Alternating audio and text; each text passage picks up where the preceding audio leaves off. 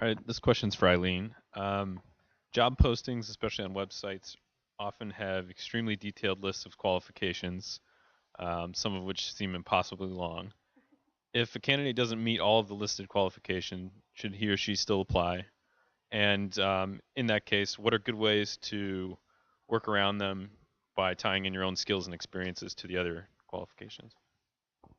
I'm glad you asked this question. Most people don't recognize what that portion of the job description is. It's considered basic qualifications. It's federal guidelines that we have to, as an employer, put out there, telling the public that this is the basic minimum that we need, that this role needs to do the job successfully.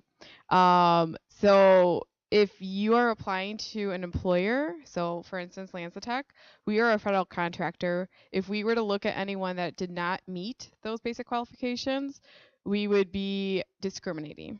So then we would have to go back to the job description and open it back up. So if we said 3 years of experience, but we're looking at you that has 1 year, then we have to go back and do the job description and open up to everyone who has 1 year.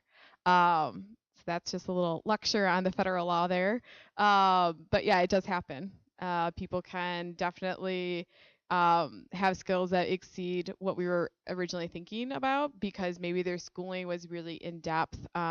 Thinking of one person in particular that we just hired as a research associate that didn't really meet the basic qualifications, but because his schooling was so specialized that we couldn't pass him up. Um, so I would always recommend, yes, definitely apply as long as it's within reason. So prime example, we just had to post a job for a principal control process engineer person. And it's for immigrations, for him to get his green card actually. Um, it was 5 years of experience, had to have a master's in electrical engineering, and had to have prior principal engineering experience. And we got someone who just recently graduated from college. No, don't apply to something like that. But if it's within reason that you have a bachelor's and it asks for a bachelor's, it's asking for 2 years, you might not have any. I would say yes to that one. It's within reason that you could stretch your research experience, hopefully your classroom experience, any internships that you may have done. So yeah, that's actually a good answer to your questions. Internships, we do look for internships. Um, I would say, yeah, you could always stretch that information out. But there is a reason why we have numbers there and why it's called basic qualifications or minimum. It's really regulated by the government, not so much by the employer. So yeah, hopefully that taught you guys all something.